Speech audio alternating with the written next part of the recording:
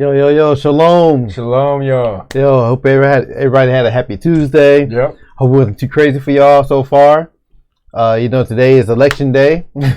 Very interesting day, man. Very interesting day. We are kind of keeping an eye on some of the results. Some of the states are now reporting their results and stuff right now. Yeah. We can take a quick look real quick. The numbers are constantly changing, so it was Trump winning, but another state is reported, and right now currently Biden is winning. Yeah. But of course, this is still very, very, very early. Yeah. And none of the very key states are reporting yet. Texas, Pennsylvania, and Florida, all that good stuff. So that stuff ain't in there yet. Yeah. Any election day stories? What? You have any election day stories? Oh yeah. You up and trying to get you out there and voting?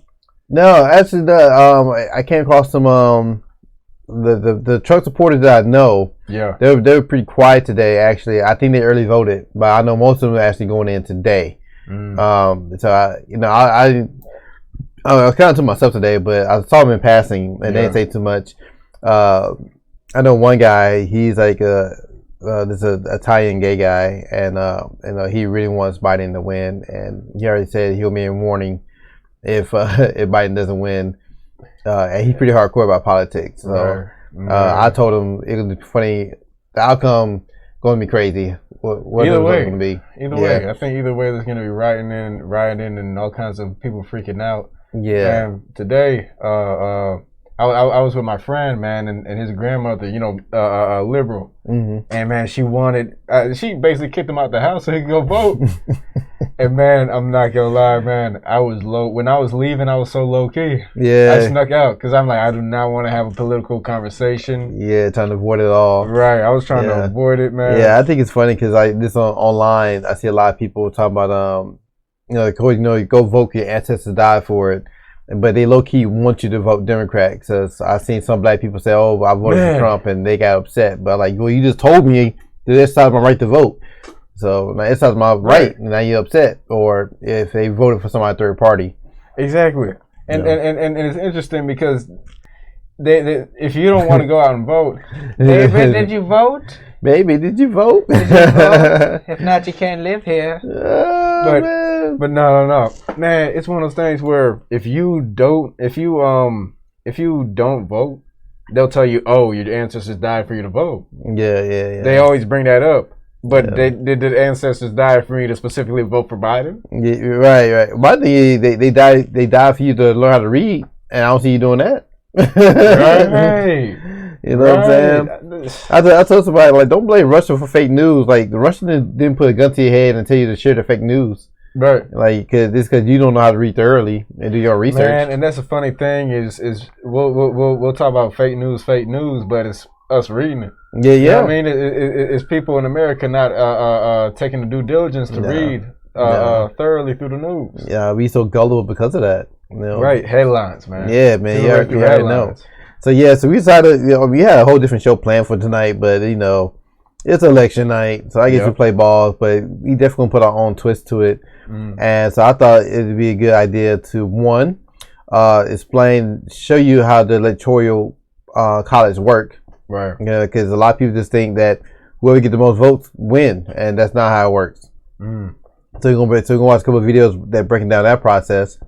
And a lot of people said, "Oh, the whole lesser of two evils," or we had no other choice but to go for Biden. And so, but the other candidates out there, and we're actually going to show you some of the other candidates. Some other black candidates. Just some black candidates, what I mean? That's so you could have went for. And it's interesting because that argument of shalom. Oh, hey, shalom. But the argument of the with the whole lesser of two evils and all that. But they always argue if you go and you vote independent for an independent party, you're just throwing your vote. Yeah. It's like what?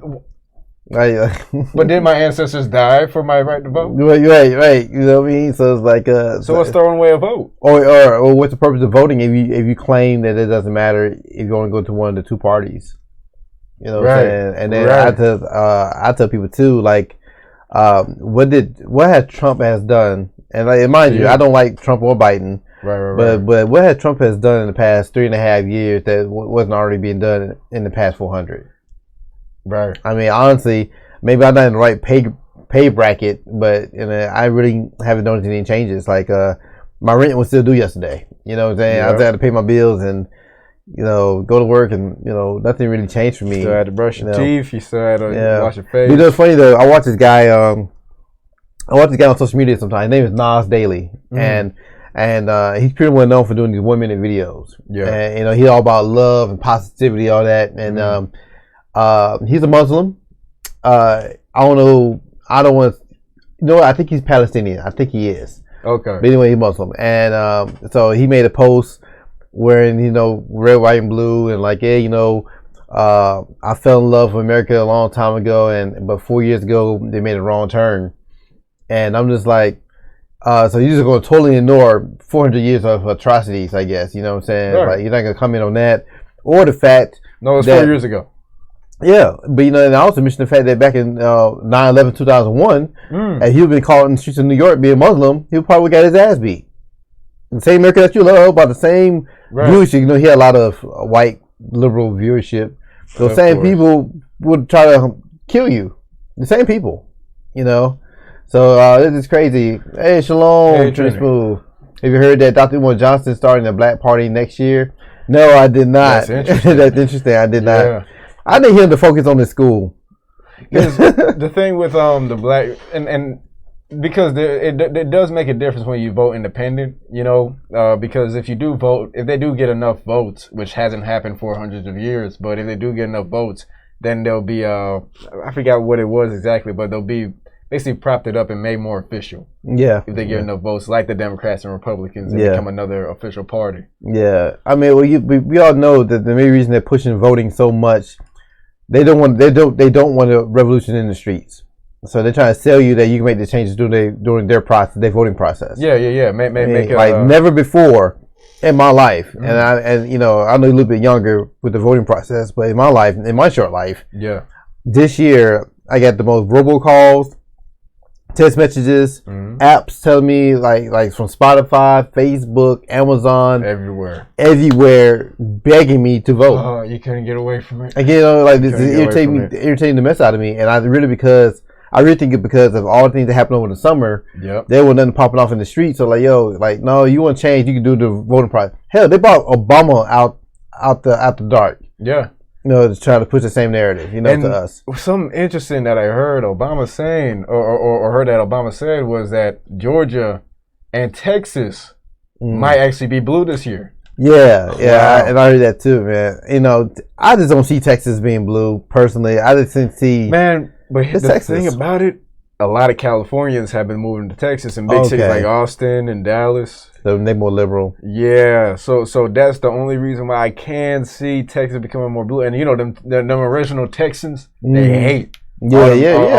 They because very conservative. Yeah. And I don't think that even with Georgia, I just really think that outside of Atlanta, I don't think it'd be very southern conservative. But right, man. You know how upset so many good old boys would be if they woke up in the morning and their state was blue. Man, I'm in a blue state. Yeah. I need to move. Yeah, I saw a lot of local businesses already start boarding at their stores and stuff in preparation for something goes down or not. Right. Like they're still reporting in stuff right now. Right now, it's sitting at 44 Biden and 26 Trump. Like I said, none of the major markets really turned in anything yet. I was expecting anything to about 10 p.m. I guess for some of these other states to turn in the electoral votes and whatnot. So who do you think is going to win? Me, and y'all in chat, who y'all think gonna win tonight? Man, honestly, I'm not gonna lie. The closer it gets, the harder it is to call. Come on, you can't be riding on fence, bro. You gotta make it. No. But I think Trump's gonna win. Okay. Yeah. But the closer I get, the harder, because people have been pushing for Biden. Yeah. So hard, man. But the media have really been pushing for Biden so hard. Even Fox News, it seems like it's been a little bit pro Biden sometimes. I think Trump is going to win. Just for the fact, I think he had a great ground game at these rallies. Trump has small town America, which is most of America. Yeah, you know what I'm saying. So a lot of people talk about his money spending was real low, but I think he saved money by hitting the ground. Yeah. Trini Smooth said it was crazy this year. You're correct. I think we're going to be screwed, and they want us to know that we had a part in it. Yeah, I even started seeing articles that I can see that they are blaming black men for not voting, and that's why Trump might end up winning. Or you gotta be kidding me, man. I already seen articles kind of floating around insinuating that, or more black men be voting for Trump. And matter of fact, Roy Martin said it to Ice Cube, and so Ice Cube was like, "Well, what are they offering the Democrat Party? What are they offering to pull more black men?"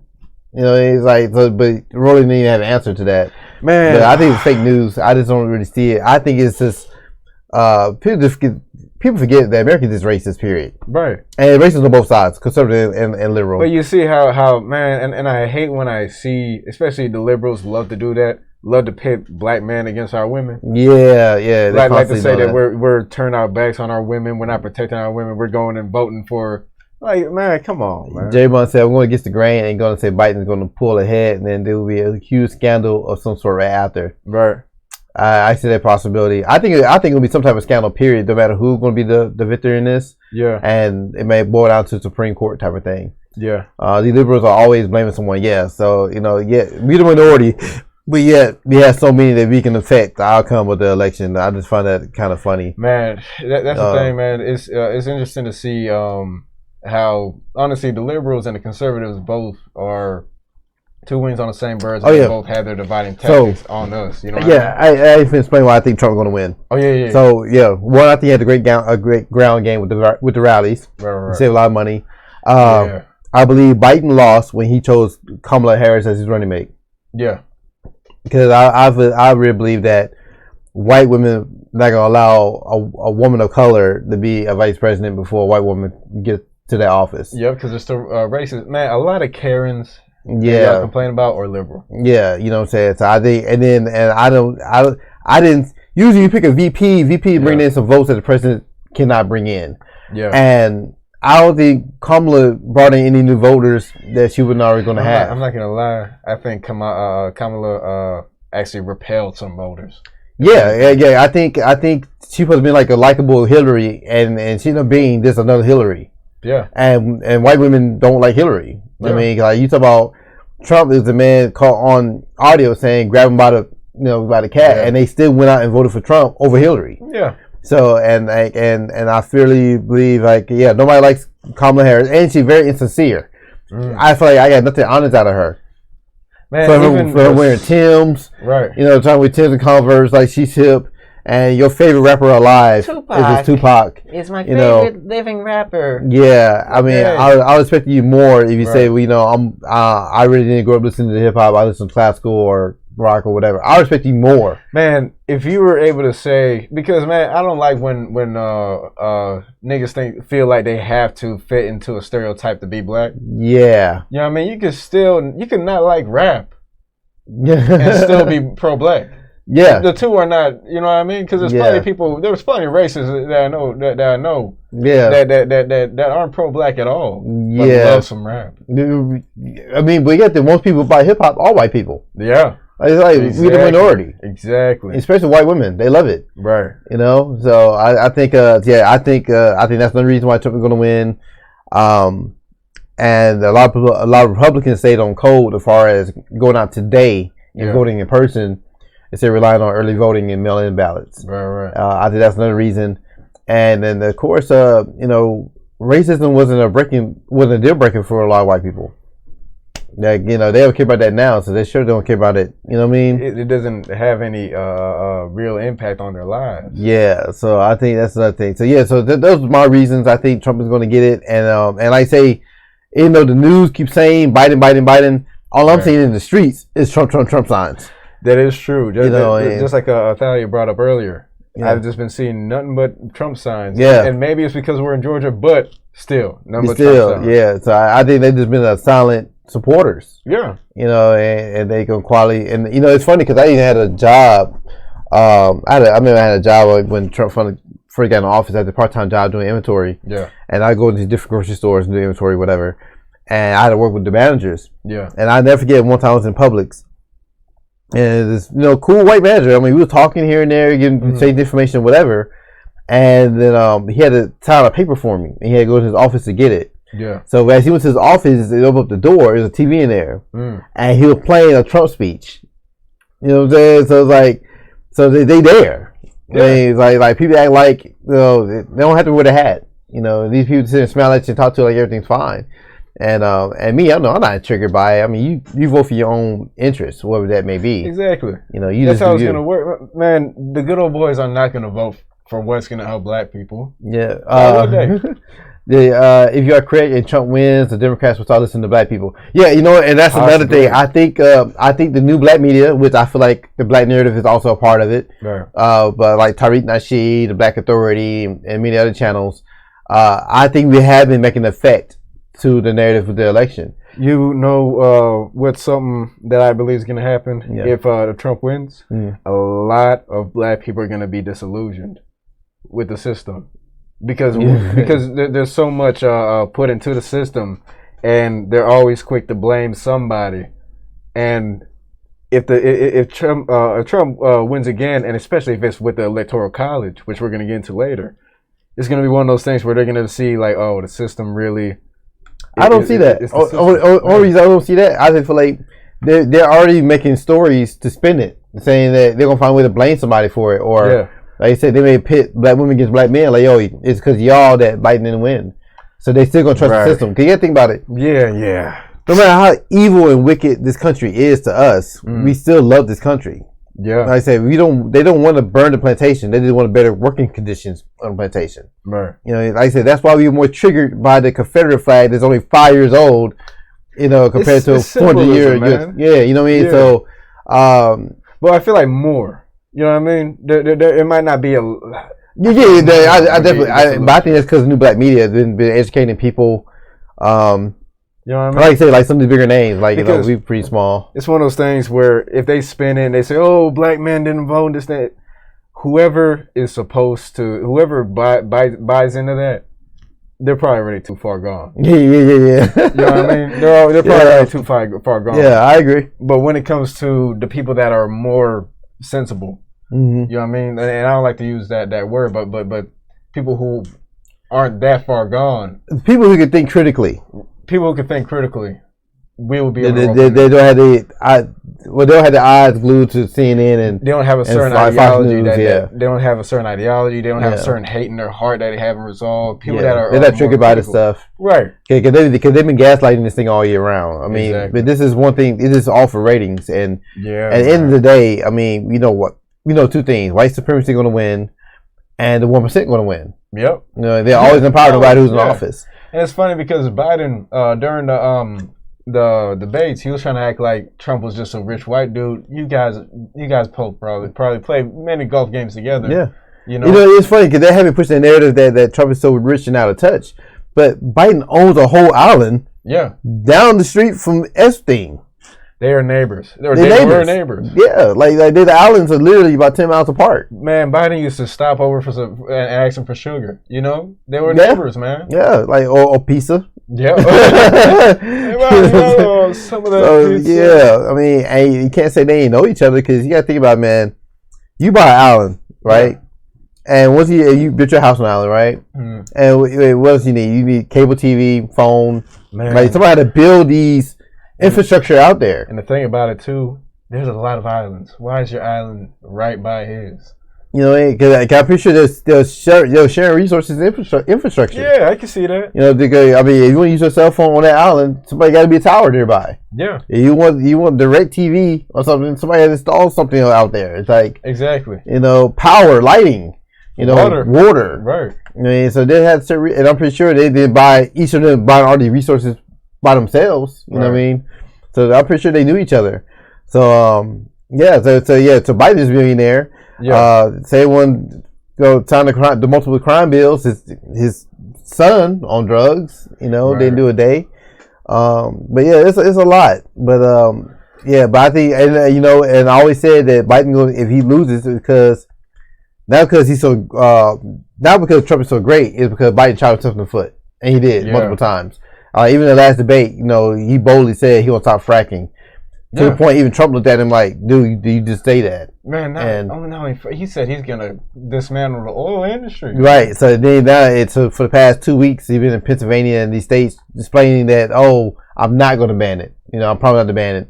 And then out of nowhere, I changed my mind. Yeah, you know what I'm saying. And then for all the polls to say that Biden's ahead, why you putting Obama out of nowhere? To me, that means you're worried. That looked like desperation. Yeah, that like desperation. Like, yo, man, I need you off the bench, bro. I need your help. Right. You know what I mean? So to pull him out of nowhere for the past month tells me that the polls aligned to me. He's calling Obama like, look, my black. Oh, look at it. Numbers going back up. Ooh. That's 44 to 42. Man. You want to start getting to the different candidates? Yeah, well, we started with the electoral college first. Oh yeah, let's talk about that. Yeah, so we want to watch a couple of videos and break down how the electoral college works. You gotta educate ourselves, and then we break down everything else. Yes.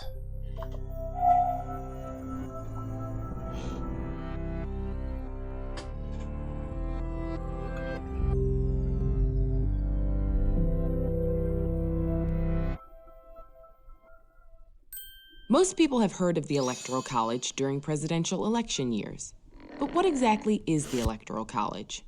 Simply said, it is a group of people appointed by each state who formally elect the President and Vice President of the United States. To understand how this process began and how it continues today, we can look at the Constitution of the United States. Article 2, Section 1, Clause 2 of the Constitution. It specifies how many electors each state is entitled to have. Since 1964, there have been 538 electors in each presidential election. How did they decide on the number 538? Well, the number of electors is equal to the total voting membership of the United States Congress, 435 representatives plus 100 senators and 3 electors from the District of Columbia. Essentially, the Democratic candidate and Republican candidate are each trying to add up the electors in every state so that they surpass 270 electoral votes, or just over half of 538 votes, and win the presidency. So how do states even get electoral votes? Each state receives a particular number of electors based on population size. The census is conducted every 10 years, so every time the census happens, states might gain or lose a few electoral votes. Let's say you're a voter in California, a state with 55 electoral votes. If your candidate wins in California, they get all 55 of the state's electoral votes. If your candidate loses, they get none.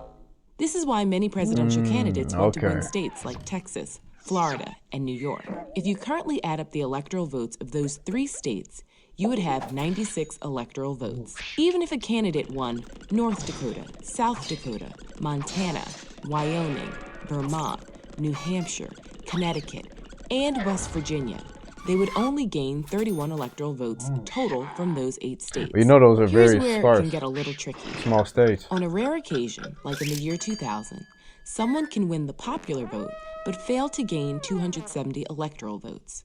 This means that the winner may have won and collected their electoral votes by small margins, winning just enough states with just enough electoral votes, but the losing candidate may have captured large voter margins in the remaining states. If this is the case... Yeah, that's what happened with Hillary in the last election. Yeah, and it's interesting how the numbers break down because it's basically one of those things where one person got more states, but the other person got more, like, the physical, actual number of votes. Yeah, the popular vote. But the Electoral College, of course, trumps everything. Right. Yep. Because I guess it's one of those things where it's supposed that the state is kind of representing the entirety of the populace. Yeah. I guess. Yeah. The very large margins secured by the losing candidate in the other states would add up to over 50% of the ballots cast nationally. Therefore, the losing candidate may have gained more than 50% of the ballots cast by voters, but failed to gain 270 of the electoral votes. Some critics of the Electoral College argue the system gives an unfair advantage to states with large numbers of electoral votes. Think of it this way. It is possible for a candidate to not get a single person's vote, not one vote, in 39 states or the District of Columbia, yet be elected president by winning the popular vote in just 11 of these 12 states: California, New York, Texas, Florida, Pennsylvania, Illinois, Ohio, Michigan, New Jersey, North Carolina, Georgia, or Virginia. This is why both parties pay attention to these states. Can you pause it real quick? However, other And that might not sound very fair, but it's one of those things where when you break down the United States as far as how many people are in it, and the fact that these states hold more people, to them they're looking at it like, okay, well, the most power in the United States is held within these states. So most of the United States, population-wise, is in these areas. Yeah, especially like the Midwest. There's not too much going on in the Midwest. Right. There's big open land. So Right. And to Mike's point, yeah, that happened to Al Gore. Because I remember they promoted him as the winner, and then Florida like, oh no, you know, and then I think it was a recount, and then he lost it.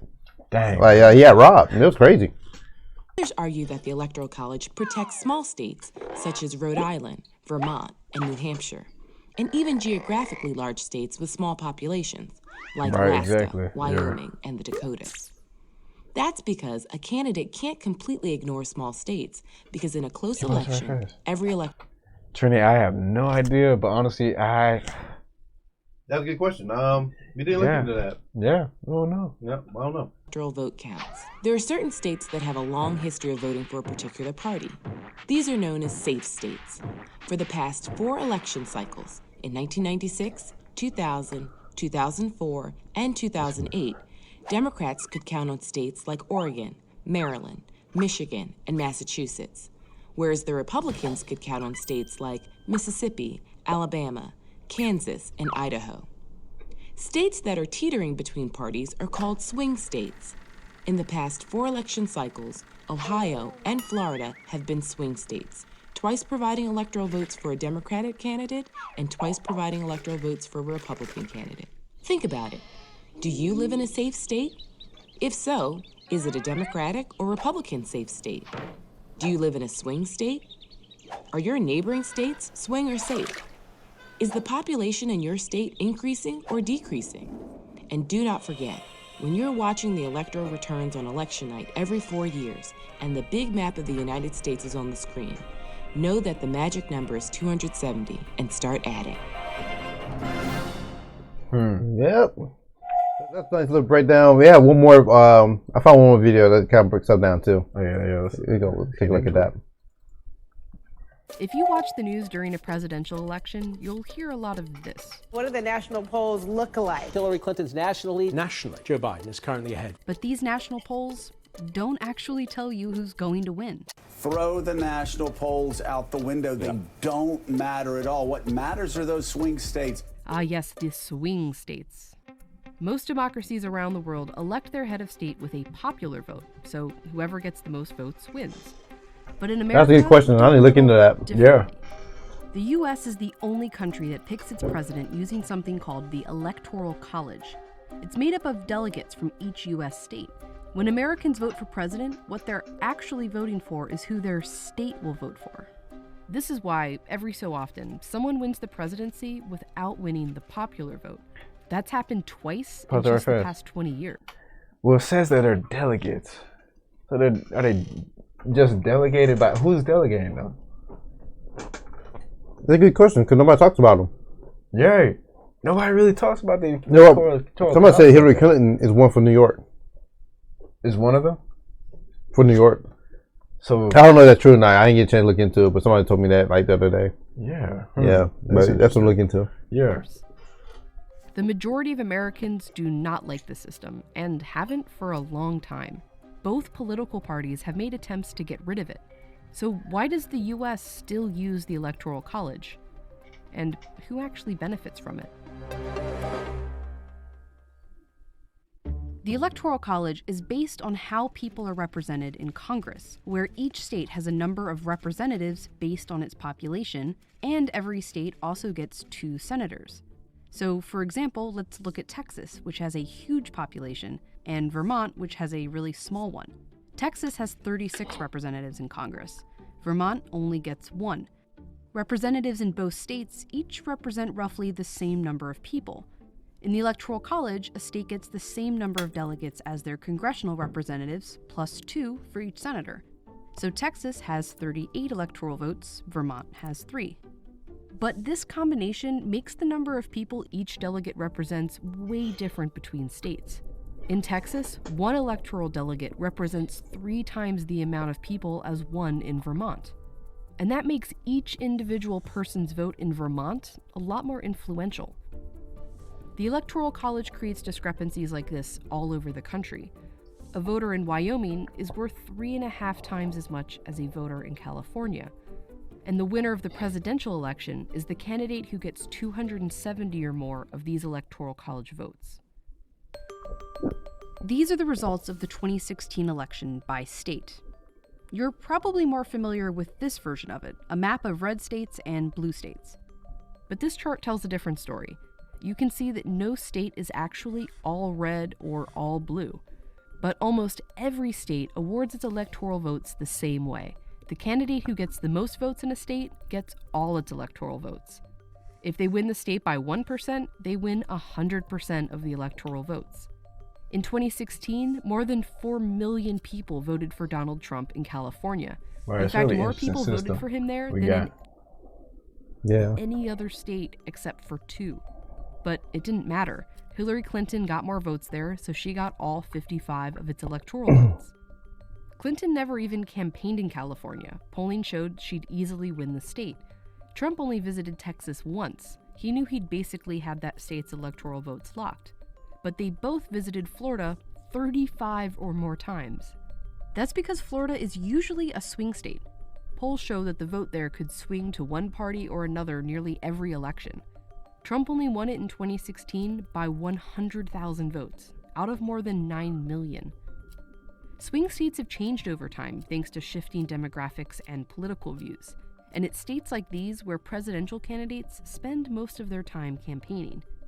It also means these states have way more influence over the election than these ones. A study found that voters in Michigan had 51 times the amount of influence on the 2016 election as someone from a state like Utah. Voters in states like California or Missouri mattered very little. Swing states are where the election actually takes place. They get the attention and the influence, and they only exist because of the Electoral College. It doesn't seem very fair, but the Electoral College has always shifted power away from some people and towards others. It was how it was designed. Back when there were just a few states, not 50, they had to get all the states to agree on the Constitution. One problem. The northern states, which were largely anti-slavery, wanted only free people to count in the population towards electoral votes, which they had more of. The pro-slavery southern states were worried that they would be constantly outvoted and wanted enslaved people to count in determining the population. As a compromise, they settled on something called the 3/5 Clause. It established that an enslaved person would only count as 3/5 of a person. So they want to count us as human beings, but they don't at the same time. It depends on the benefit. That's interesting, man. This basically represents how we're used in the left and the right. Yeah. 1800, Pennsylvania, a northern state, and Virginia, a southern one, had about the same number of free people living there. But Virginia was also home to hundreds of thousands of enslaved people who had no freedom, let alone a vote, and ended up with more votes in the Electoral College than Pennsylvania. That year, those extra electoral votes gave the candidate from Virginia just enough to win. Even after the U.S. finally abolished slavery and eventually gave Black Americans the right to vote, white Southern leaders found ways to keep them from voting, like with discriminating laws like poll taxes and acts of violence. This meant they continued to have overrepresentation in the Electoral College on behalf of a large population that couldn't vote. The first time Congress attempted to replace the Electoral College with a simple popular vote was back in 1816, but senators from southern states blocked it, saying it would be deeply injurious to them. In 1969, Congress came even closer. Replacing the Electoral College had support in both parties, and even passed the House, but it was blocked again by Southern senators. A senator from Alabama wrote, "The Electoral College is one of the South's few remaining political safeguards. Let's keep it. Why change a system that historically had, and still was, benefiting white Southerners?" Today, the states that the Electoral College benefits have changed, but it's still making some voters more powerful than others. If we look at the states with a lot of electoral votes for not a lot of people, And the states with a little electoral votes for a lot of people, these states are a lot wider and less diverse than the rest of America. And many of these states are Republican strongholds. These tend to vote Democratic. That's one reason the two most recent Republican presidents have won the Electoral College without winning the popular vote. And since it's currently Democrats that are primarily disadvantaged by the Electoral College, they're the ones leading the charge to replace it with a popular vote. Get rid of the Electoral College and everybody. But as politics have changed, the people most critical of the Electoral College have too. In the 1948 presidential election, New York ended up being the major swing state. A congressman from Texas said, "I have no objection to the Negro in Harlem voting, but I do resent the fact that his vote is worth 100 times as much as the vote of a white man in Texas." Dang. Swing states change. What? What doesn't is that the Electoral College gives certain people more power to pick the president.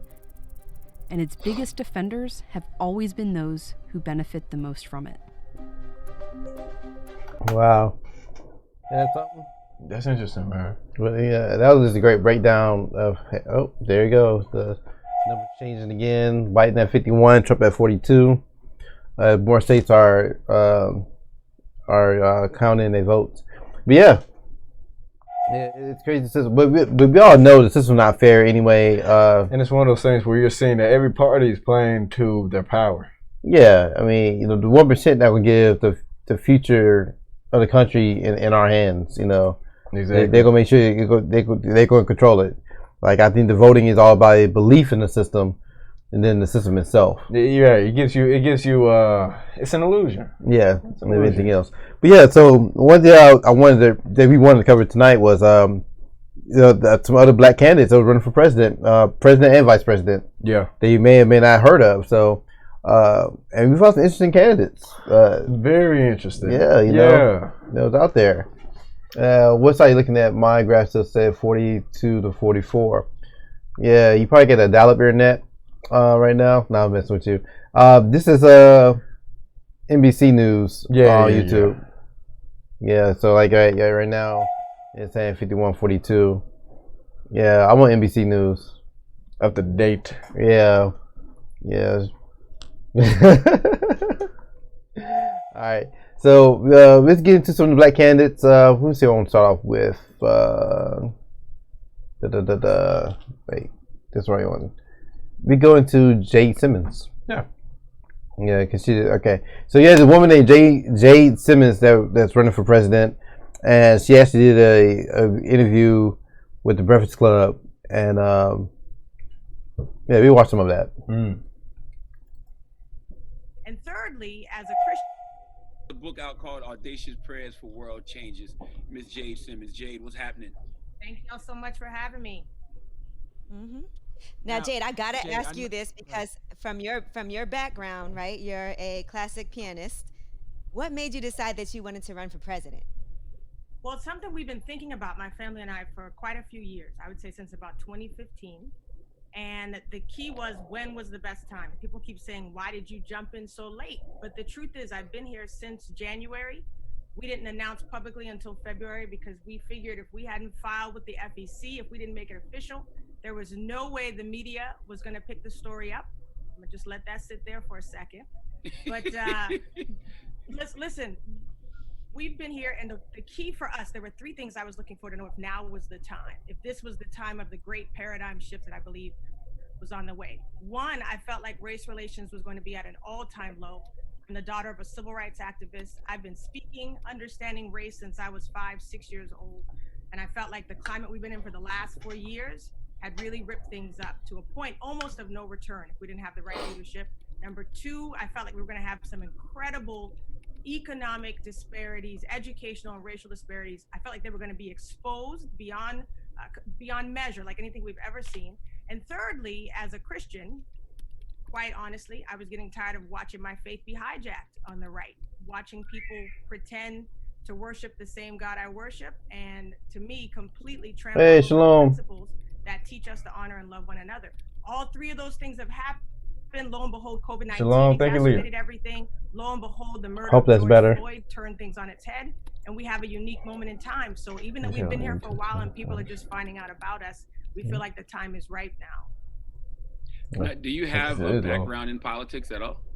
Not at all, and I'm excited about that. I think the last thing we want to do is have politics as usual. And before you say it, I know the man in the office right now ran on that same Has thing. no background.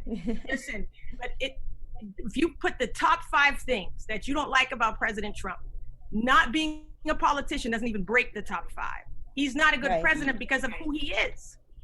You know, his failings have nothing to do with politics. I think we're watching him live out in leadership the same way he's lived his life. And so what I've been telling people is hold us accountable. Look at how we've lived and you'll see how we're going to lead. So you're talking to somebody who can pledge easily, especially not being beholden to either side, to prioritize. How do you feel about that? Do you think somebody running for office should have experience though? Experience as a politician, a professional liar. I mean, what is what is experience as a politician, bro? What is? I don't know. I may disagree with you on that one. I think she should at least have held some type of public office before aiming straight for the top office. I put it like this, man. Yeah. It's like you applying for Chick-fil-A. You know what I'm saying? Yeah. And instead of like, oh yeah, I'm applying to be a cashier, you applying to be a CEO. That's the thing, man. But with Trump, he didn't do the same thing. But yeah, we know that, bro. But I mean, money. I mean, it doesn't matter if what Trump did. I mean, do you believe that a person should have experience to run for that office, though? Not to run. To run and expect to win, it really depends. You know what I mean? It would behoove you to have experience if you're running, you expect to win, and you don't have the money and backing like Donald Trump did. What about you, though? Like, you personally, like will you, like, say she hit everything you wanted to hear. Yeah. And, like, but she's like, yeah, but I never ran an office before. Like, I'm going straight for the top office. Will you feel comfortable voting for somebody like that, though? Man, that for me to answer that, I would have to care. We're just kind of. I would have to care about what politicians do because I would have to have some kind of faith in politicians. Yeah, you know what I mean. So since I don't have faith in politicians, anyways. Tracy Smith said the founding fathers didn't. Yeah. But that was like a fresh new nation. Yeah, that is true. That's a little bit different. And they did serve in the Revolutionary War, though. You know, what I mean? Like George but she shot her shot. She should have probably tried a different office next time, to be honest. Yeah, my thing is, get your feet wet, like start small and build up. Yeah, you know what I mean. You know, local office somewhere. Yeah, cause to me, okay, if that's your point, then that makes sense. Yeah, that's the whole point. That's the whole point. Like she's saying, she just woke up one day, ate some waffles, watched some Bob's Burgers. Like, you know what? I'm gonna run for president. Yeah, because if you're starting that small, because Donald Trump, he already has a persona, he already has money, he already has all these things going for him, so it's easier for him to run a campaign. But for her, it would be better to start grassroots and then try to build up. I also think we were giving Trump enough credit. I mean, he doesn't have any experience, right? But he had the money to hire experience to help him. Yeah, you had a campaign manager. You know what I'm saying? You had somebody that, right? Exactly. Like he had certain things, right? Yeah. You know what I mean? Like, but if you didn't really have the finances, you were running independent, and you just coming off the bench. I mean, like, right? It's whole different. Yeah. So I mean, I think we so focused on Trump not having experience, which is true. He should have had some type of experience, but like you said, due to his money, you kind of pay for that. Like, perfect example, if you wanted to be king. Even though you're not the strongest or the brightest king, but you had the money to get yourself a good round table to guide you. Right, advisors. Yeah, like an advisor around you, the king.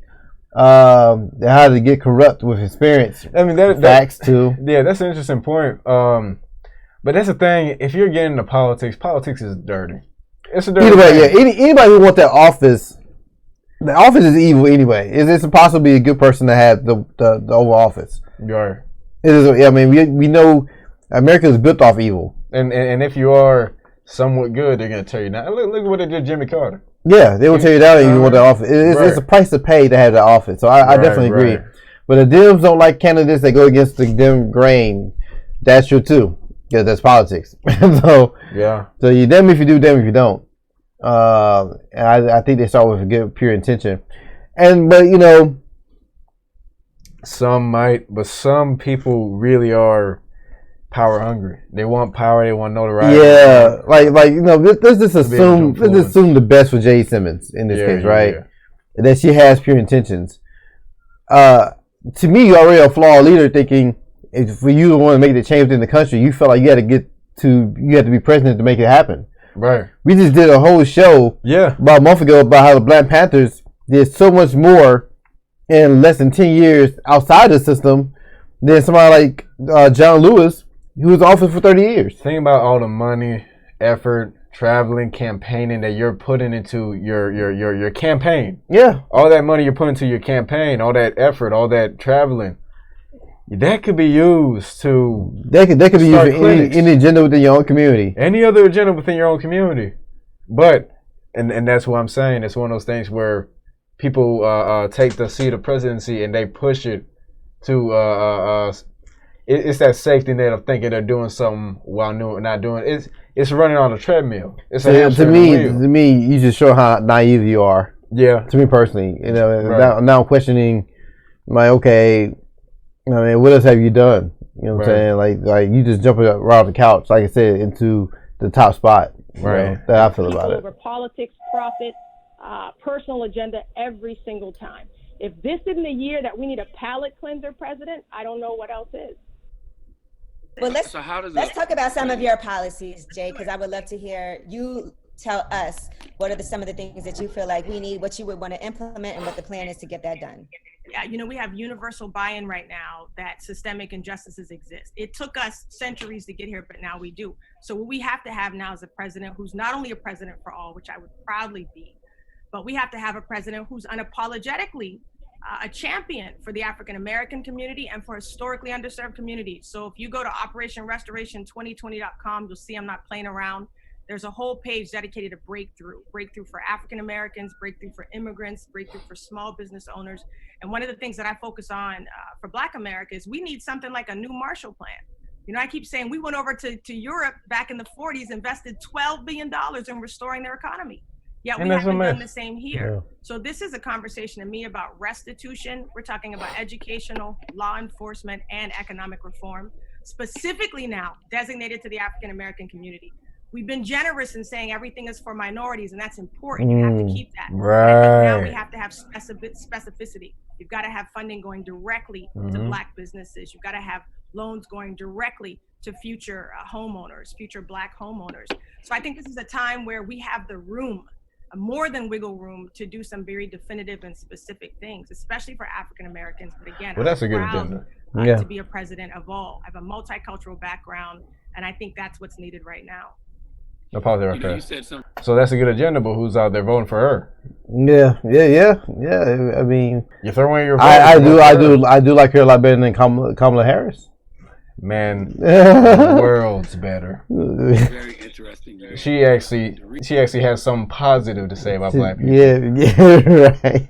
Unlike Miss Kamala. Yeah. People should take you serious is the fact that you actually did register with the FEC, and it blows my mind. I said this all last week. Kanye West did not even register, and everybody made it seem like he was really running for president. Even yesterday, they're like, "Oh, he's dropping out." He never was in. Is that frustrating? Listen, it's beyond frustrating. And what I would say, first, what I won't do is throw shade at intention, because I know what that feels like. Your phone went out, Jay. I'm right here. I'm right here. You hear me? No, it's just you, I think. I hear it fine. Yeah, okay. What I'm not going to do is accuse Kanye of bad intention, because I've been on that side. People have accused me this is a career move. I'll tell you, it's the opposite. I turned an engagement down today because they wouldn't even let me mention that I was running. So what needs to be done is people have to take this seriously. Honestly, filing with the FEC is the easiest thing you can do. There are over 1,000 people right now who said they're running. What you want to check is see if this person is serious about policy. So we've been here. There is not a major publication, Black or otherwise, that doesn't know I'm here. So if Black voices matter, I'm just saying it can't be only the voices that are telling the story you want to hear. Every outlet you can think of knows that we've been here. They've known for months, and they haven't covered the story because this is a two-party system and they want to keep it that way. Republicans and Dems don't agree on much, but in terms of keeping another voice out of the conversation, in our terms, we're being accused of not only splitting the left, but splitting the right. When's the next time you're going to have a candidate that can unify and potentially address needs on both sides? You're not going to see that. And that's a dangerous narrative, so you don't see it in the media. So thank you guys for having me on. I was talking to my team. We think this is our first truly national media, so we thank you for giving us the space. You know, Jade, I'd be curious to ask you, as far as being a woman, right, and running for president, because we still live in a very sexist country. We saw that when Hillary Clinton was running. We saw that when Kamala Harris, Elizabeth Warren, just the issues that they had to deal with as they were in the running to be the nominee. So I want to know what your thoughts are and how you feel being a woman, and not just a woman, but a Black woman running for president in this country. How challenging is that? I'm going to tell you what has not been as challenging was being a woman. What's been challenging is the lack of support I've seen from my own community. Keep pause there right fast. Because I already knew Angela Yee was going to come on that feminist tip. Yeah, I already knew she was going to. She put being a woman here and being Black back here. Yeah. But she fixed that like, nah, it was hard being Black and getting support from my own community. But he's mixed too, so I'm not sure about her upbringing. Yeah, she's mixed, and also she's, man, from what she doesn't seem to be as for us. Yeah, absolutely. Yeah, I agree with you on that. Charlemagne, he might have his ways, but you see him trying. But her and Envy, I think they're just kind of there. Yeah. Her name is Jade Simmons. Ma, you can put her name in the chat for me. About the split vote, which I feel is one of the most, the smartest narratives we have that keeps us hiding behind party lines. So when the people who are flocking to me right now are the unexpected. We did the research on who we thought was going to be our base, and so we're excited that many more than we thought are flocking to us. And now we're getting a lot of support from the younger Black community. People who are looking at the two options and can't, quite frankly, imagine either of them taking us into a new era, right, who are saying we need somebody to speak powerfully and unapologetically about issues that affect Black America. So the women piece has been the least of my concerns. But you got to remember, Angela, I spend 80 to 90% of my time in my career in rooms that are full of people who don't look like me, specifically in the corporate world, rooms that are 80 to 90% white men. I know how to speak to these rooms. They hear me. I'm brought in by major corporations to talk about hard-hitting issues. They bring me in to make them feel uncomfortable. You see what I'm saying? And that's what we need now, is we can't settle for anesthesia in this season, status quo that let us just, feel better and get over the pain of Trump. We have to push through this now and actually do better and be better. And we need bold plans of actions for that and a bold voice. And that's what I'm bringing to the table. Yeah.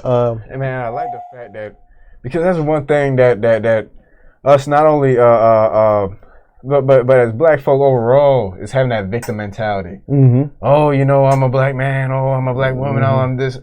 You have to take responsibility as far as there's a system at large, but what can you do to try to change your life? Mm-hmm. Try to change your part of it.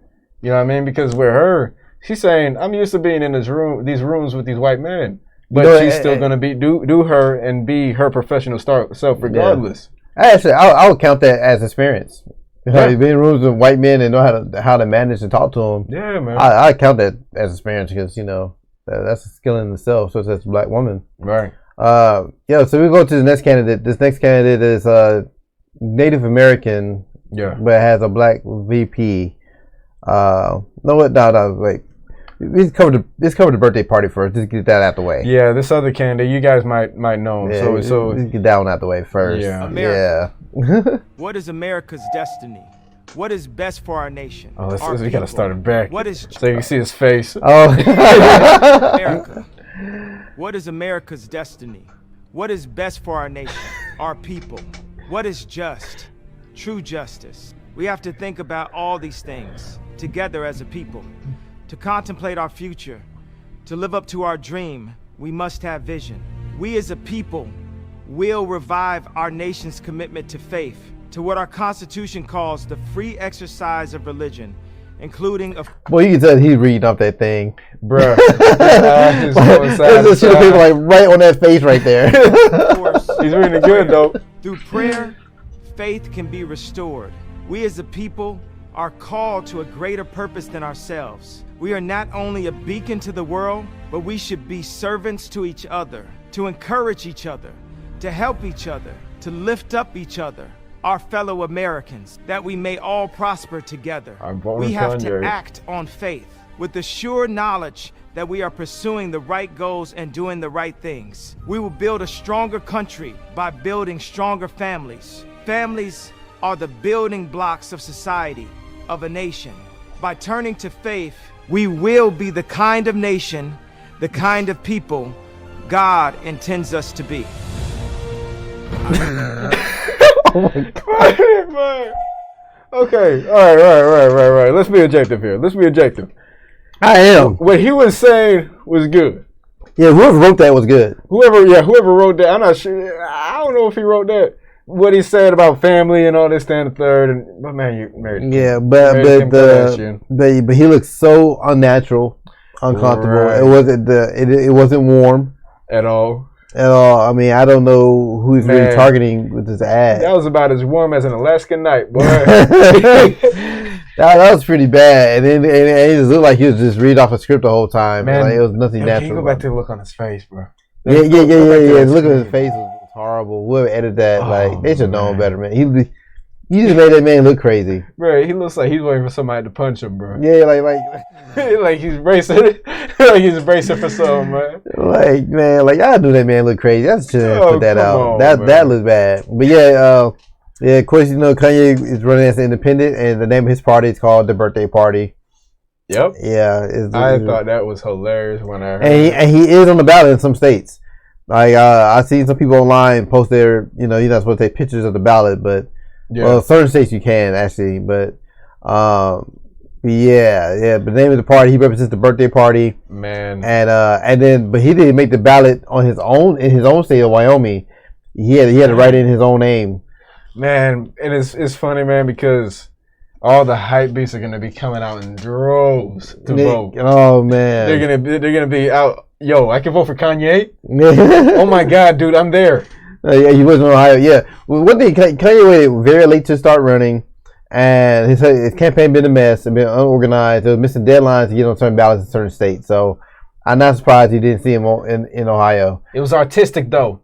Yeah, yeah, I could tell. I feel like he was in the studio and got high one night, and all his friends hyped him up to run for president, and he just ran with it. Man, because he said back in 2016, I'm running for president in 2020. Yeah. And lo and behold. Yeah. Y'all didn't learn until that man know. Stop hyping this man up. Whose man is this? You got too many years, man. Yo, man. Push T. Yo, Push. What are you doing, man? Come on, man. Is this your idea, Push? I should do better than let that man go out like that. Are you going to go into the Native American and then because wait, who's this? You remember the socialist? Yeah, but who was Native American the president of this guy? No, he's with the social. You see the white chick on his? Okay. Yeah, he's with her. Yeah, he's with the socialist lady. In Washington. No. We go to the. Remember, I could have added to the playlist. I forgot. This woman here that said don't vote for her. Oh yeah. Okay. Let's get into it. All right. Here's another woman here that run for president.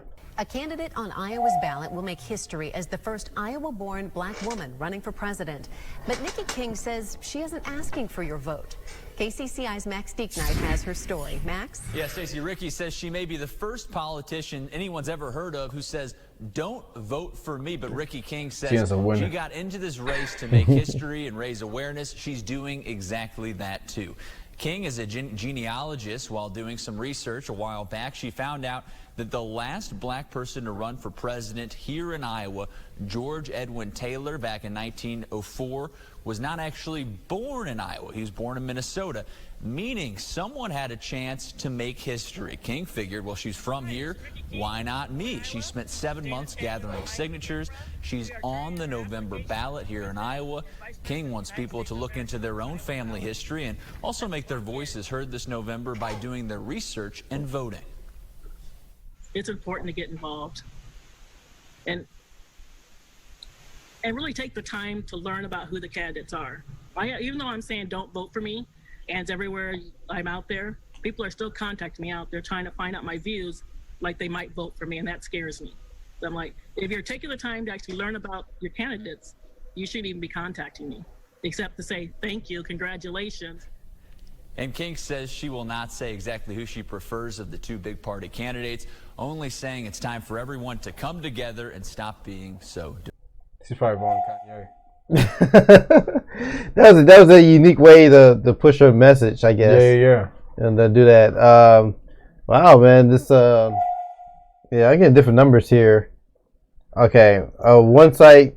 Wait, it'll go back around. The current numbers I have right now is 119 for Biden and 92 for Trump, as far as delegates. Yeah, they still reporting numbers. Would be more of the day, the NBC. Yeah, but you gotta think about it too, man. Like, I think a lot of this is still just estimates, too. I mean, I guess they have people on site. Yeah. I don't even think these. I mean, these not official numbers. It ain't like the polls closed and they finished counting within an hour. Like they just, right. Like the polls, they asking people who they voted for, and they assume who they think won.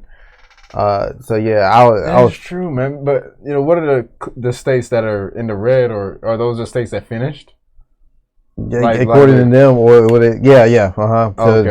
So they so Georgia not anywhere yet, but yeah. So the map, I'm looking at a second source on my phone, and it's saying that Mississippi, Alabama are red, Arkansas, Louisiana red, Oklahoma red, and like they officially won. Man, Georgia turns blue. Oh my god! Yeah. I still see Georgia or Florida. The streets. Yeah, and then like still most of the East Coast is Biden for the most part so far. So yeah, just kind of keep an eye on that. Okay, so Texas is red. Okay, well, I guess Obama was wrong. Well, no, that is nah. Oh, they ain't reported in yet. Okay. Yeah, that's about the Senate. Oh, okay. Yeah, they ain't report Texas yet. Yeah. Man, I'm telling you, Texas is blue. Yeah. And Georgia. Oh man. All right, so yeah, that's one candidate. That's another black candidate that was running for president. Yeah. So the next one was. I can close this out. Well, I like her.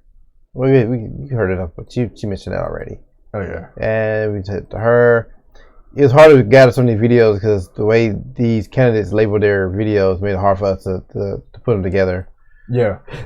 Because if you label your video as made for kids, they don't let you put on a playlist. Yeah. So you have to we had to keep the tab open. With the videos. Yeah. So that's what I'm talking about with Kanye. He had to write himself in as a candidate in Wyoming because he didn't make the ballot. Man, this is a wild thing. Kanye in Wyoming, man. Yeah, man. Like, it's just a place to move into. Very interesting. Man, my main thing is I'm thinking about that Yellowstone. Yeah. Boy, when it blows. Oh, man. Yeah. He caught right in the middle of it. Yeah. Okay. Right. So he has this other candidate, another black woman. Like, man, black women are represented in this election. Yeah.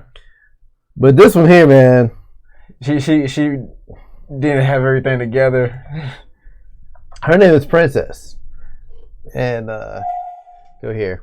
So Princess run for president, and Princess didn't invest in a professional photo shoot for her to run the office. This is literally the only picture she used. Yeah, and because we saw it again down here, we couldn't find any videos of. We couldn't find no videos whatsoever. So for her to be on some ballots, I guess she made some ballots and that was it. She said, "I'm a mom, not a politician." Yeah, but here's some of her platforms: systemic racism and COINTELPRO, end sex trafficking of children, end homelessness and poverty, stop police brutality, end mass incarceration, create affordable housing, equal pay for women, end government corruption, end drug and human trafficking, end the war on drugs, legalize cannabis in all 50 states, universal basic income for all, end domestic violence, create jobs employment, expose CPS, healthcare for all, help for the mentally ill, focus on climate change, police our own community, end black on black crime, end gun violence in America, and stop letting women die. And I guess it's Medicaid. Yeah. It should pay for medical visits and prescriptions regardless of spousal wages, and the list goes on and on. Her name is Princess K. Jacob Fambro, and I believe her mother is running as a VP. Yeah. Isn't it on another page? Yeah, here. Man, she want to build utopia. They beat my VP, and that's all we have here. That's her VP. Yeah, Khadija Miriam Jacob Senior. Is that odd? I've never seen a woman with her name in the senior. Yeah, well, I mean, even though she would be senior. Yeah, but I've never heard it. Yeah. But no bio of this woman at all. I guess they never got around to fixing that. Yeah. Didn't have time to type it up. I mean, this sounds good. That, like, to me, I don't know how you end domestic violence. I mean, I feel like that's not a state or poverty. Or poverty. Yeah, I mean, you ready to turn the whole system upside down. Yeah. I wonder what this is about the exposing CPS thing about. And man, because CPS is horrible, man. Yeah. Because they'll take your kids away and put them up in a orphanage and they get all kinds of abuse and. But but my thing is, okay, you expose them and you shut them down. Then what? Like, you gotta have a solution to the problem. Right. You have to have another system. Like for example, CPS. You also seen. I thought it was a guy too. Yeah. But my thing is too. Like for prime example is Biden. Biden said if the scientists, if he's president, and the scientists say you need to shut down the country because of the sea thing, would you do it? And he said, yeah, absolutely. I mean, he would shut it down for safety. But my thing is, okay, you shut it down. Be safe at home. How are we paying our bills? Right. I mean, you're not offering. You didn't say anything about making sure we get a monthly stipend or something to make sure we keep ourselves afloat while we're at home. Well, if he does shut down the country. If you vote for him, as long as at least you're black. You know what I mean? So you can be at home and feel nice and warm. Oh man, yeah, you voted for him, right? Yeah, so that's another black woman. President Princess K. And these are people that we found on these ballots here. This is and this is the guy that the black. Who is that? The website breaking down here. Yeah. Well, I know this is the one that said don't vote for her, so we can exit out of this one. Yeah, this guy. Yeah, because he has a black VP. Okay, and that's the one here. No, somebody else. Yeah, somebody else. Let's see if we can find a VP. Okay, yeah. So there's a guy named Brock running for president, and he looks like 28. Yeah, he looks really young. Even though he had to be at least 40 to run for president. So okay. There's an age requirement to run for president. I think it's 40. Okay. That makes sense. I think that's the youngest you can run for president. But he has a black VP as well. We had to find that name for you. Yeah, did we play the video? Oh yeah, it was this. Run for president. Our vision for America is a united America. Our vision for America is an America where no one is left behind. Our vision for America is an honest America, an America of, for, and by the people, one of harmony and prosperity for all. America. His voice is. Our vision for America. Yeah, his voice is not that warm. What kind of like I don't know. I'm not gonna lie. I can see him making speeches and it being like the old dictators. Yeah. America. Yeah, the voice kind of hard. And kind of like I know it's probably before your time. It kind of like David Spade to me. The actor. Yeah. Sounds familiar. Yeah, I wonder if I could just put up a pic real quick to see if I'm not. I don't want to be that guy that all white people look alike.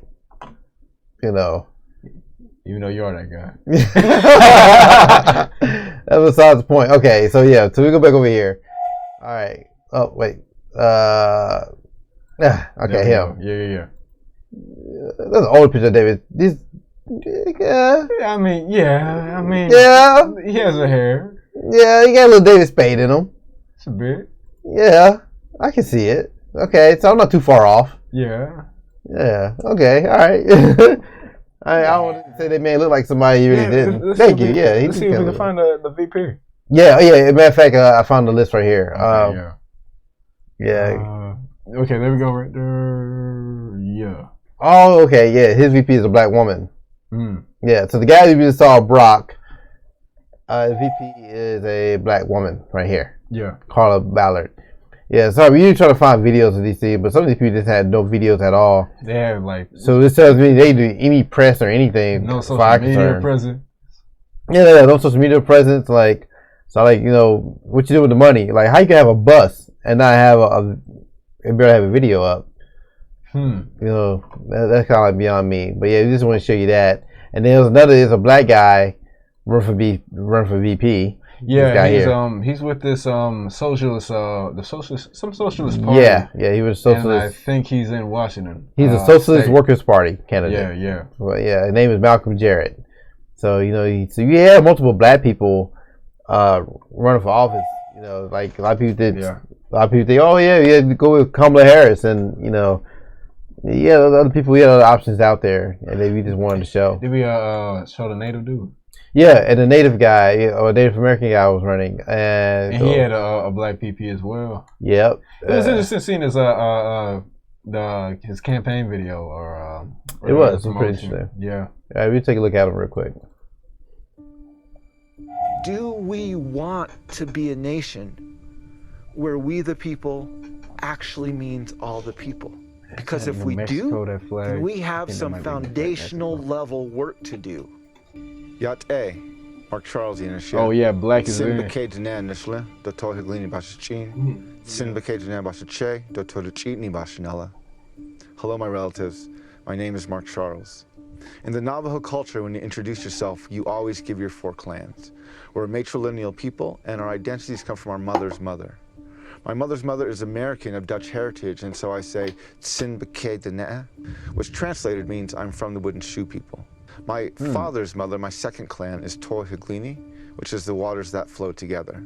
My 3rd clan, my mother's father, is also Tsin B'Keh Dina'a, and my 4th clan, my father's father, is Totachitni.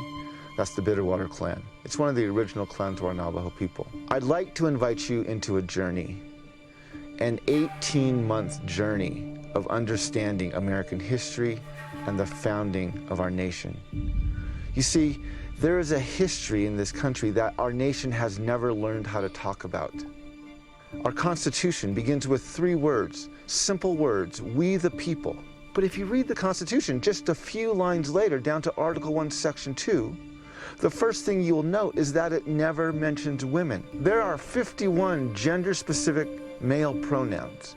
51 he, him, and his, who can run for office, who can hold office, even who is protected by this document, and there is not a single female pronoun in the entire Constitution. Article 1, Section 2 also specifically excludes natives, and it counts Africans as 3/5 of a person. So who's left? Well, at the founding of our nation, it was white landowning men who could vote. Our Constitution was written specifically and intentionally to protect the interests of white landowning men. Now, many people would say we've corrected those things. Well, we tried. The 13th Amendment, which most people think abolished slavery, actually reads neither slavery nor involuntary servitude except as a punishment for crime, whereas the party has been duly convicted shall exist within the United States. You see, we've never actually abolished slavery. We just redefined it and codified it under the jurisdiction of the criminal justice system. So it is no surprise today that we incarcerate our citizens at the highest rate of any country in the world. And we incarcerate our people of color at rates of 3 to 4 times higher than we incarcerate white. I hate that term, people of color, especially when we talk about like criminal reform. It's us, man. It's us, man. And like it's not Asians or Indians or Man, when was the last time Hispanics. You saw Asian or Indian slammed up against a cop car? Yeah, you know what I mean. It's us. Like the people of color is such an all-inclusive term that doesn't fit, especially in this context. And especially when some of the people of color have as much social standing as the whites, like the Indians and the Asians. Yeah, they got privilege over us. White Americans. The 14th Amendment. which was meant to extend the rights of citizenship to anyone born on this continent under the jurisdiction of the government. However, if you read just a few lines later down to Section 2, you will find the 14th Amendment still specifically excludes women, specifically excludes natives, and it still makes the criminal justice system the gatekeeper for civil rights. So while this amendment extends some rights of citizenship to a few former male slaves, it still leaves disenfranchised and marginalized huge segments of our population. So it should surprise no one that in 2019, women earned 80 to 85 cents to the dollar. The Constitution's working. No one should be surprised that our prisons are filled with people of color. Our Constitution's working. We act outraged that in 2010, the Supreme Court sided with Citizens United and rules that corporations now have the same rights to political free speech as individuals. This is what opens the door for super PACs, unlimited support to candidates. This should not surprise us. The Constitution's doing exactly what it was designed to do. It's protecting the interests of white landowning men. And we don't know what to do with this. In 2016, Donald Trump won the election by promising to make America great again. Not to be outdone, Hillary Clinton responded by telling her supporters that America's great already. You see, they both had a broad base of agreement. They both agreed our past, our history, which included the slavery of African people and the ethnic cleansing of native peoples. They both agreed our foundations, which excluded women and counted people of color as not fully human. They both agreed these things were great. They disagreed if people of color again. I'm cringing every time he say it, but constantly. But you know, I'm listening to him. I'm listening. Yeah. we were great in 2016. Donald said no and Hillary said you're yes. Right, Trini. They try to be. You see, we were duped. We were led to believe this election was about racism versus anti-racism, equality versus inequality, but it wasn't. What we were actually deciding as a nation was, did we want Donald Trump to make us explicitly white supremacist, racist, and sexist again? Or did we want Hillary Clinton to work to keep our white supremacy and racism implicit? We the people has never meant all the people. In 1823, we had a Supreme Court case, Johnson versus McIntosh. This is two men of European descent litigating over a single piece of land. One of them acquired the land from a native tribe, the other one acquired the same land from the US government, and they wanted to know who owned it. The case went all the way to the Supreme Court, and they ruled that discovery is what gave title to the land. And then they referenced the doctrine of discovery as a legal instrument and used that to conclude that natives were here first but were less than human. The legal precedent for land titles in this nation is this dehumanizing doctrine of discovery written between 1452 and 1493. That's essentially the church in Europe saying to the nations of Europe, wherever you go, whatever lands you find not ruled by white European Christian rulers, those people are less than human and their land is yours for the... Man, he's going deep. Yeah, he really is. I'm listening to him. Are you running for president or chancellor of the world, man? Like that, he's going deep. Yeah, he's going off right now.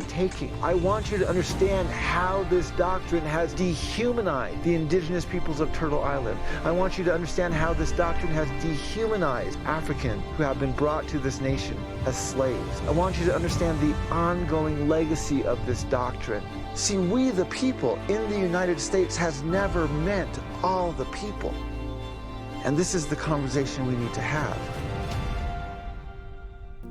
George Erasmus, an indigenous leader from the Dene people in the land we now know as Canada. He says where common memory is lacking, where people do not share in the same past, there can be no real community. If you want to build a community, he says you have to start by creating a common memory. I think this quote is genius and it gets to the heart of our nation's problem with race, which is we do not have a common memory. We have a white majority population that remembers a mythological history of discovery, expansion, opportunity, and exceptionalism. And we have communities of color that have the lived experience of stolen lands, broken treaties, slavery, Jim Crow laws, segregation, boarding schools, mass incarceration, internment camps, and families separated at our borders, and there's no common memory.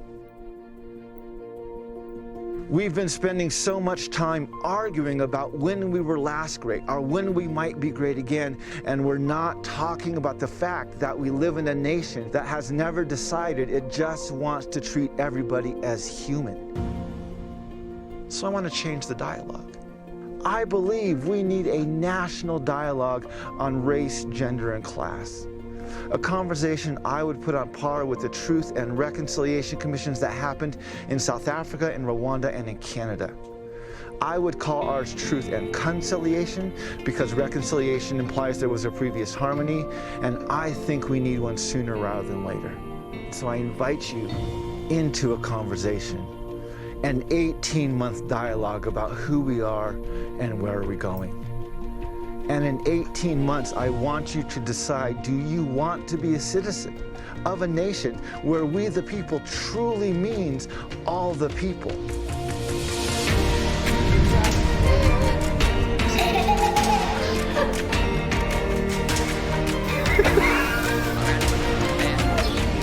If you believe in this vision, I want you to vote for me for president. My name is Mark Charles. My father is Navajo Diné, indigenous to these lands, and my mother is American of Dutch heritage, and I am their son. And I am thrilled, I am excited, I am humbled, and I am honored to announce that I am running for president.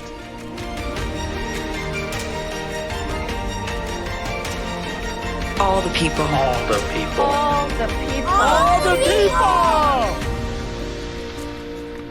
Ahiahat, my relatives, walk in beauty.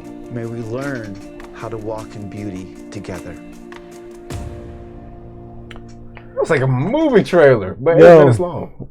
I had to tell you one thing, he's a lot more effective than that Kanye campaign. Man, but that's the thing. I feel like he went, and everything he was saying was good, but I don't think a lot of people would have grasped that.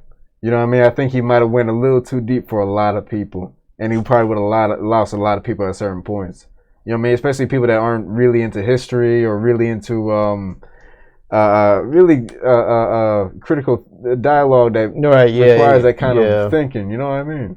He didn't praise white America enough to get enough votes. Right. He hold them accountable in a sense. Man, and that it was interesting what he said about the whole thing with the common memory. You know what I mean? Because that's what culture is built off of. You know what I mean? And especially with black folks, because we scramble for a common memory because it's been taken away from us. Yeah. And that's where you have the fall of so many different empires, like Rome. You know, they fell due to their diversity because they didn't share a common memory. You had all these different people from these different places that don't identify with the ruling country. Right. You know what I mean? So that common memory thing, he said, man, that was important. That was interesting. It was a great campaign video. Yeah. And I do feel like he would have missed the average American with that ad. Yeah. I think it was definitely for the more intellectuals, like us, the patients and the stuff. Right. I still think he was a little bit out of touch with the people of color thing, but I get it. Yeah, but I get it. Throughout the video, I realized more and more the reason he said people of color is because he wanted to be all inclusive. Yeah, you're not just a president of a white America or black America. You're president of America, right? But yeah, he was cool. Yeah. So that's basically what we had. To be honest with you, we didn't have too much. The main thing I wanted to cover was the electoral college and how it worked, and it showed you that some other alternatives of people running for president. And as some said in the chat, y'all didn't even know they were running for president. Yeah. So I feel like that alone, we did our job, to let you know that who's controlling the narrative, and who they're keeping you away from. I think tonight gonna be interesting. Yeah. I don't know. I mean, I don't think it'll be a winner tonight. I think it's about to be a drawn out thing. And I think they kind of want to draw it out. Yeah, I think they want to draw it out because they be treating this like a primetime event, and they be hyping it up all year long. Man. So and no matter who wins, you guys get ready. Yeah, no matter who wins, black people lose. I mean, regardless. But definitely, if you know what, me and bring this up. So, because Mike, can you post a link to our Discord, please? So between shows. I didn't mean to do that. Okay, between shows, you can find us here. Like, join our Discord. Our community here. Thank you so much. Thank you. So between shows, we're here. We make our announcements, show ideas, discussing general chat, articles, videos, cool stuff. So you can always find us here between the shows. You can reach out to us directly, and then if you have any ideas or concepts, we definitely open to them. Whatnot.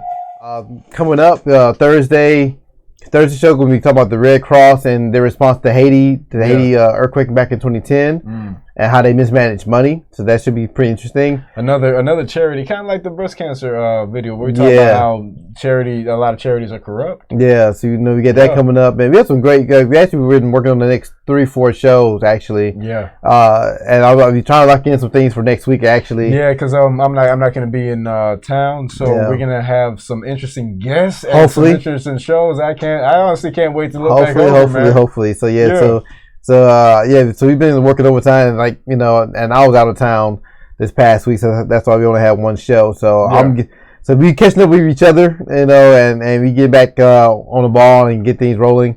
Right. So so we do have great stuff on the way. I appreciate y'all joining us tonight. Yes. Especially tonight. I know a lot of people just trying to tune in to CNN, so I'm glad y'all took some time out tonight to hang out with us a little bit. Definitely got links below to our merch and our Patreon, stuff like that. Yeah. And anything else, man? Nah, man. All right. That's it. All right. Well, shalom, y'all. We catch y'all on Thursday night. I'll see y'all then. Shalom, y'all. Good night. Every week, we take the time and resources to search the internet, dig through articles, and compile videos to expose the false narratives of Black history and topics that affect the Black community. We then share and walk you through our research live twice a week on YouTube to give you a different perspective that you won't find anywhere else. If you enjoy our production, please consider supporting our Patreon. Patreon allows fans of the show to contribute a monthly sum to push our show even further. All supporters will be invited to join our Discord and discuss ideas and topics for future shows. To learn more about Patreon, check out the link below. Please continue to like and share our videos. Whether you're able to give or not, we appreciate you for being here with us. Shalom.